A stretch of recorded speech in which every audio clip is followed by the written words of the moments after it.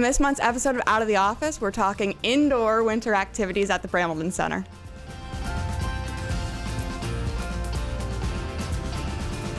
Welcome to Out of the Office. I'm your host, M. Portner, bringing you ideas for your next Out of the Office adventure. This month's episode, we're talking about winter activities that Parks and Recreation hosts with Anna Jones, Devon Burnette, and Alex North. Welcome, everyone. Hey. Hello. Hey, you've all been on before, so hopefully this will go smooth as always, right? Of course. Absolutely. Not nervous at all. Dragging you out of the Brambleton Center. Thanks. Before we get started, I just wanted to give a big kudos to Devon, because last month you were recognized by the Board of Supervisors because Therapeutic Recreation won a Virginia Recreation and Park Society Best New Program. So yes. Congratulations for that. Thank you. Yes, it was very exciting. There was a lot of hands involved. The award was, of course, not just for me, for the whole team, and a good recognition for Parks, Recreation, and Tourism as a whole. Yeah, y'all have a great team and do really great work. Thank you. And at the Brambleton Center, and I've said this before and I say it again, winter, great time to be inside doing recreation. So that's why we have y'all on here today. And there's plenty of recreation opportunities at the Brambleton Center. So Anna, what are some of the can't miss programs going on this winter? Absolutely, yeah. Great time to sign up for a class. We'll have the heat on. Get out of the, especially today, like 32 degrees so right cold. now. Yeah. Yeah, we're really excited.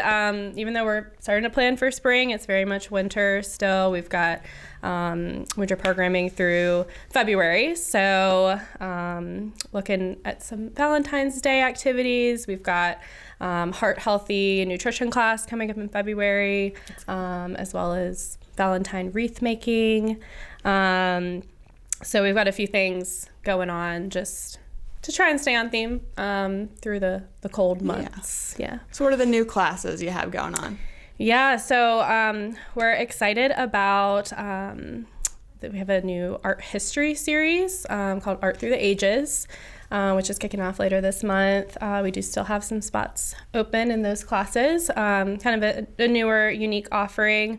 But yeah, we're just really looking forward to, we have a bus trip coming up to Buc-ee's.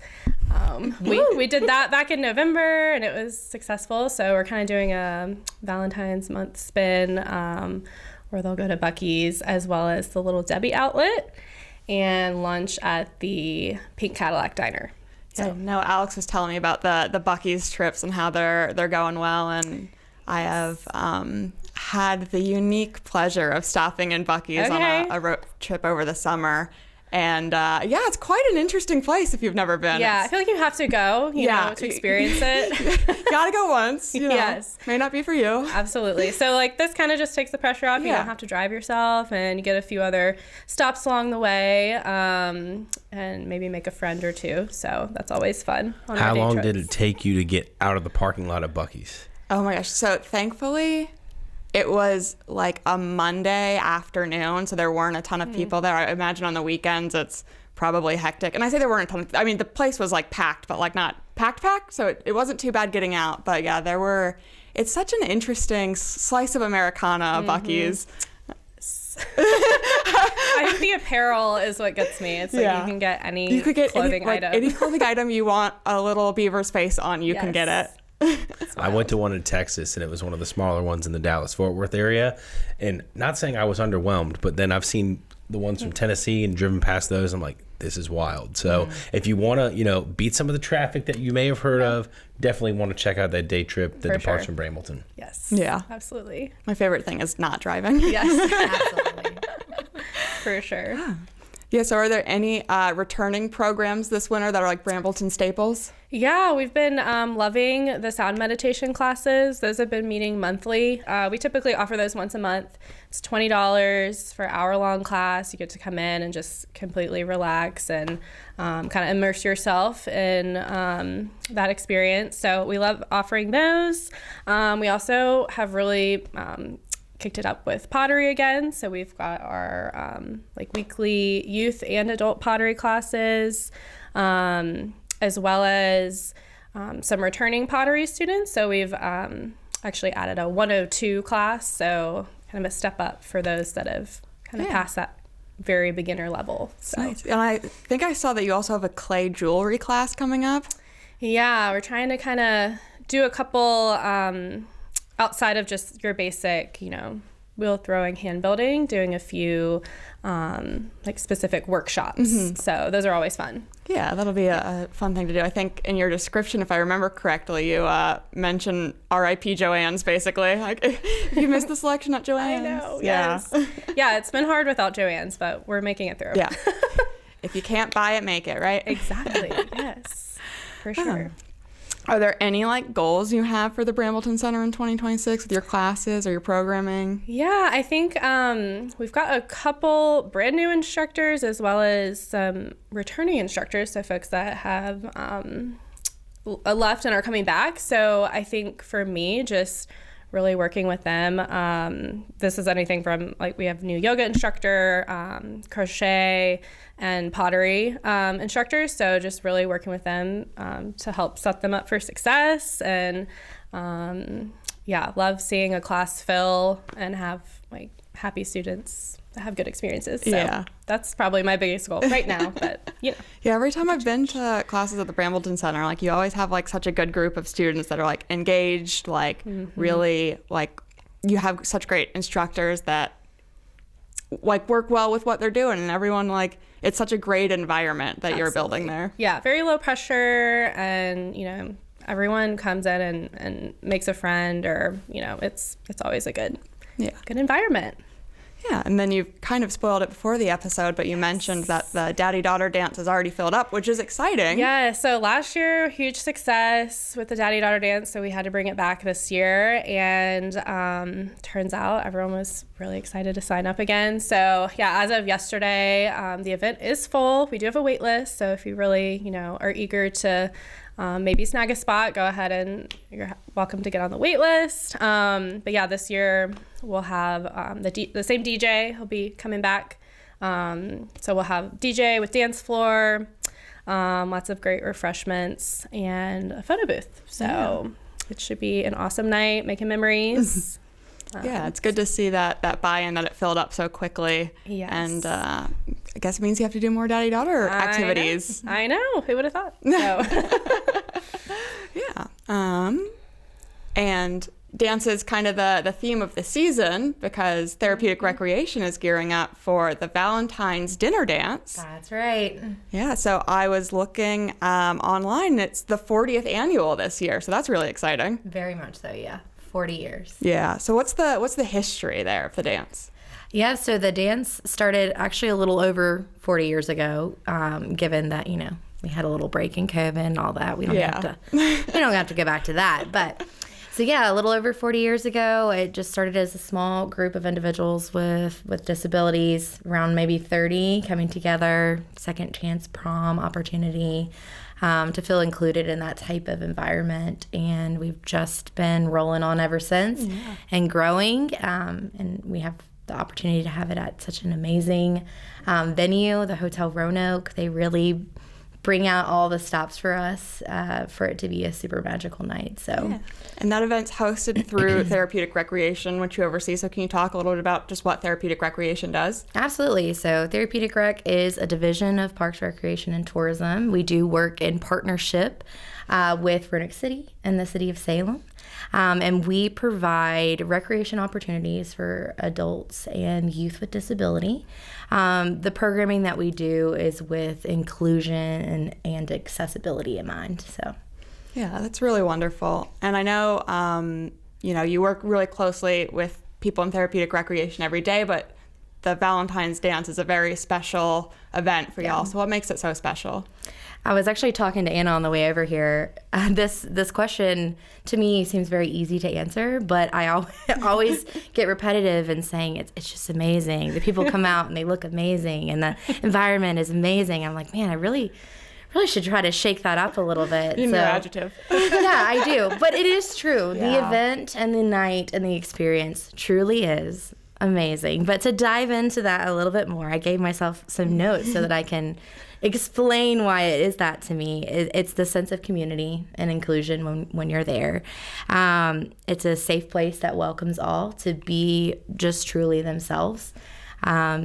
When you are at the event, I'd love to just take a moment and look around and and see all the abilities and everybody that came together, and they're dressed to the nines or dressed in what they feel most comfortable in, but all of them have a smile on their face, and it's remarkable to be a part of that experience. Yeah, that is like a really great community that you help build, and getting to see the reward of that on other people's faces, because it's like it's one thing for like you to feel like that you've done a successful job of putting together the event, but then to actually be able to see like how people are enjoying it and like coming out and engaging in their community. Yeah.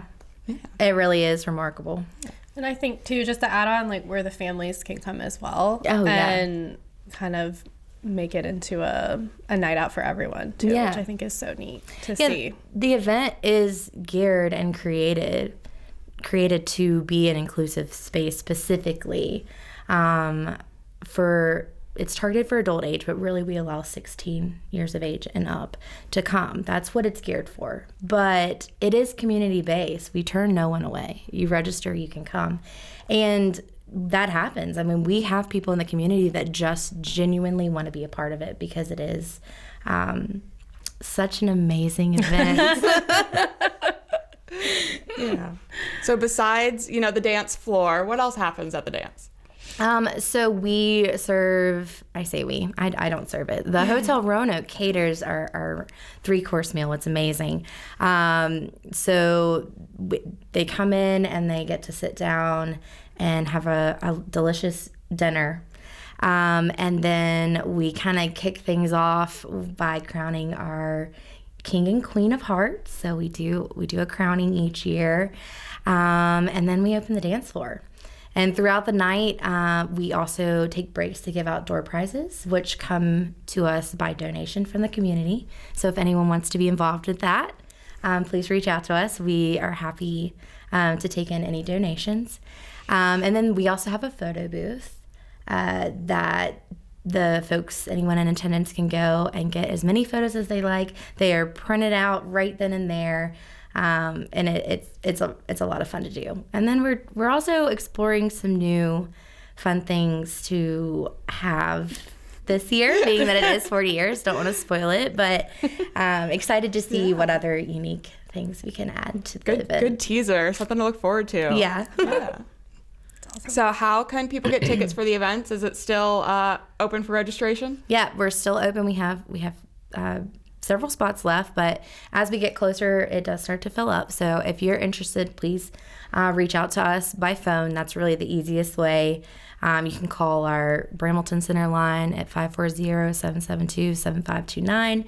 Hit extension 2, and it's going to put it down to the TRS office, and we would be happy to get anyone interested signed up. Yeah, and now this may be your biggest event, but Therapeutic Rec does stuff year-round. Mm-hmm. So what other services and classes do you offer?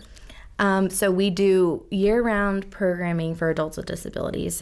We program in 4 different areas: life skills, wellness and fitness, cultural arts, and outdoors and trips. Each quarter, we're going to have a whole new lineup of different programs that individuals can sign up for. We also have community-based events, which is what the Valentine's dance kind of falls under, but we do other fun things. Our sensory-friendly Illuminates, which was in December, that's geared for everyone in the community to be a part of, and there's no age restriction. We also have TRS Nightclub, which is really fun, and that is community-based as well. And then some swim events, just different things like that. So you can look out for some community-based stuff. Our adult programming year-round, and then we also do youth services in the form of ACE Camp in the summer, which is a 7-week camp that serves children with profound disabilities. So it's kind of a gist of what we've got going on. Yeah, it's really a great service that the county has, and I mean, you and your team do amazing work. Obviously, you were recognized recently for the amazing work that you do. Thank you. Yeah, of course, and I feel like I haven't called on Alex recently to give us a website link. Do you know the website link for Therapeutic Rec? I believe it's Well, the Valentine's dance is 560. So you go to RoanokeCountyParks.com/560. You can learn more about the dance and learn more how to register online. But, shout out to Devon and her team who do their work not only for this event, but for everything they do around the year. I've always said it before. If you're ever having a rough day in Parks and Rec, which is very rare, but if you want to, get your spirits uplifted or just feel better, go hang out with Devon and her team during the summer. That's when we go to get summer camp content and stuff. Those are some of the best days with her and her participants, because they've really, no matter who it is, they love seeing guests, and especially when we come to get stuff, but also when our friends over at Fire-EMS or PD come for a field trip or a visit throughout the year. It's really great to see how those participants, are amazing in as we've said, everything's amazing with TR. But it's catching on. Yeah, but your new motto. Amazing. Yeah. It's amazing. It's amazing, but it truly is. It's always a great time when we see Devon and her and all their participants, whether they're out at Greenridge at working out, then their wellness and fitness programs, whether they're having a field trip to some of our county facilities and restaurants and everything. So it's always a great time with TRS, and those participants aren't just special just for the Valentine's Day dance, but it's special for them year round. But for someone who's been the last few years to the dance, it's really great, like we mentioned, to see all those members of the community come together and all the hard work that you and your team do for the months leading up to it. It really does pay off to see y'all's reactions and be able to get there on the dance floor and have a good time at the Valentine's dance. Thanks. I do feel like it's a good moment for me to segue or jump in and just say that obviously I'm somewhat the face of TRS, if you will. I'm doing the interviews, I'm behind the camera, whether it wants to be or not. But it really takes a lot of hands, and we couldn't do what we do without the amazing team that we have, which is mostly built from part-time staff who are behind the scenes, not often in front of the camera and things like that, who work therapeutic rec on top, many of them on top of a 40-hour full-time job already. I mean, and that takes a lot. And to add perspective to that, my team members are working their regular jobs, and then they're also driving routes, because that's a part of our service that makes programs accessible, is that we pick up many of the participants that come to the program, and then after the program is done, they're taking them back home. They're not ending their shift until 10:15, 10:30 at night. I mean, that takes a really special person. Yeah. So I think it's really important to highlight them and what they do, and also just the support that we get from Roanoke County in general, Roanoke County admin, our Parks and Rec admin.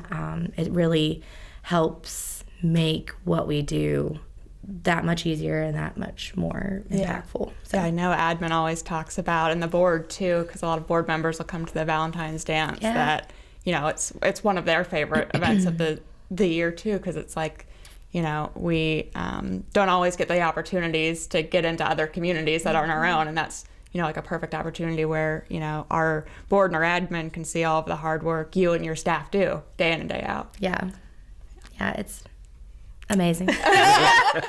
Okay, I'm done, I promise. Yeah. I'm sure we'll get in one more amazing before the episode's over. Maybe. Hope so.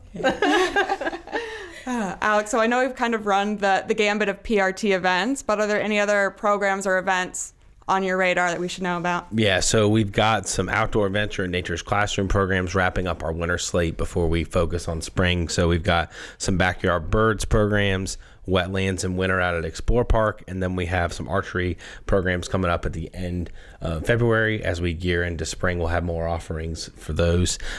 Spring registration is just around the corner, and that begins on Tuesday, February 17th. So Anna is one of our many programmers in our department who's been working on their slate. I saw that the other day, and people are going to be really excited to see what we have to offer this spring. So again, our Rec Life brochure is available online, and you can find that at RoanokeCountyParks.com. And then we also have Kite Festival. This is kind of an early tease. It's the first event that our tourism division offers for the year, and that's coming up on Saturday, April 18th. So, and that's the 25th year of that event. So we got the 40th with the TRS dance this year, and then the 25th with Kite Festival. So we're getting geared up. Even though we're in the cold months right now, we're already looking ahead towards when it's warmer in the spring. Yeah, you're hopefully planning for those warm days where it's not 32 degrees out and a chance of snow this weekend. weekend.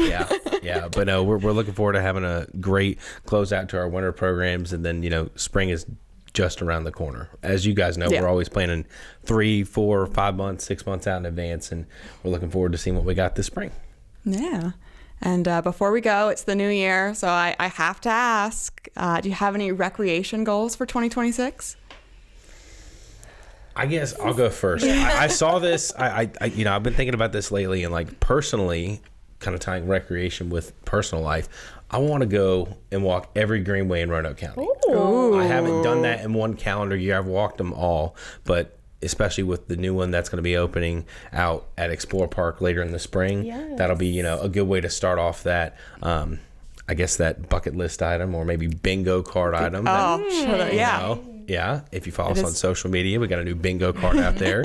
But it's great because, I got a family. My son's 3.5. If he goes outside, he's running out the door, always going. We love the Wolf Creek Greenway in Vinton, so kind of broaden our horizons there and go throughout the county. Yeah.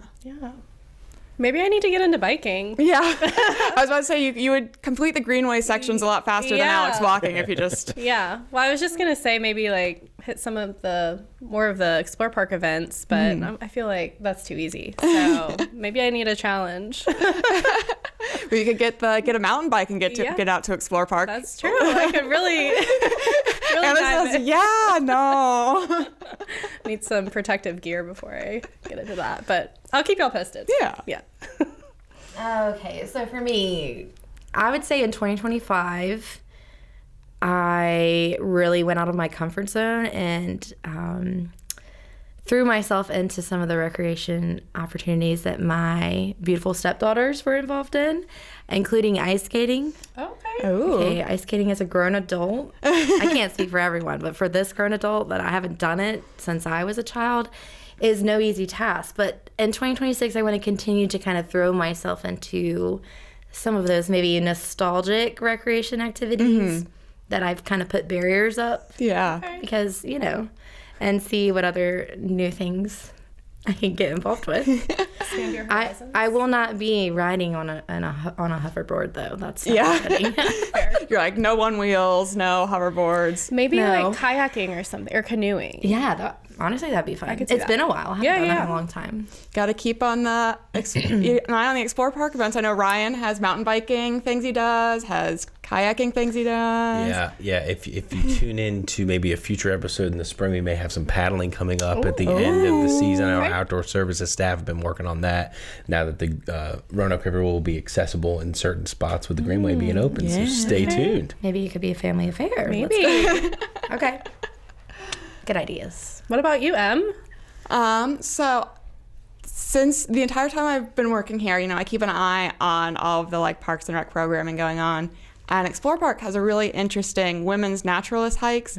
And like the past 2 years, I've been like, I need to go on one of those. I need to get out, because I think they're Saturday mornings. Yep. And I've been telling myself for basically 2 years now I need to do one. So this is going to be this is the year. She's saying it now. Let's go. Alex is going to be on the podcast in December and be like, well, did you ever do that?